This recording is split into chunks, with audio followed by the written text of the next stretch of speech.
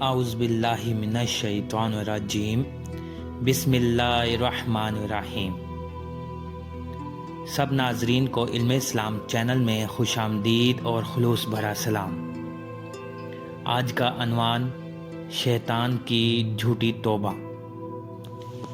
روایت میں ہے کہ حضرت یحییٰ بن زکریا نے ایک روز ابلیس کو دیکھا کہ رو رہا ہے تو حیران ہو کر فرمایا، اے مردود، تو کیوں رو رہا ہے؟ اس کا سبب کیا ہے؟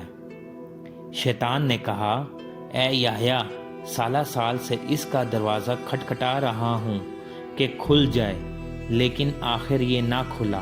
آخر میں ندا آئی کہ یہ دروازہ نہیں کھلے گا۔ میں نے کہا، کب تلک؟ کہا، کبھی بھی۔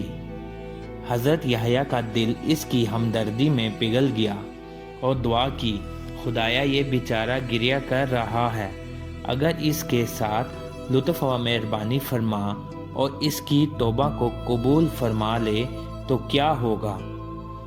آواز آئی، اے یحییٰ، وہ جھوٹ بول رہا ہے، وہ میرے بندوں کو فریب اور دھوکہ دینا چاہتا ہے۔ اگر تم چاہتے ہو کہ اس کا جھوٹ تم پر آشکار ہو جائے تو اس سے جا کر کہو، آدم کی قبر پر جا کر آدم کو سجدہ کرے تاکہ میں اس کی توبہ قبول کروں اور اپنی رحمت کا دروازہ اس کے لیے کھول دوں۔ حضرت یحییٰ شیطان کے پاس آئے اور کہا، تیرے لیے خوشخبری لایا ہوں، تجھے مبارک ہو، تیرا مسئلہ حل ہو گیا۔ شیطان نے کہا، کیسے؟ حضرت یحییٰ نے فرمایا، خداوند عالم نے فرمایا ہے کہ میں نے اس کو آدم کا سجدہ نہ کرنے کی وجہ سے اپنی بارگاہ سے نکال دیا تھا۔ اب اگر وہ اس کا جبران کر دے اور آدم کی قبر پر جا کر اس کو سجدہ کر لے تو میں اس کو اس کے مقام پر دوبارہ بھیج دوں گا۔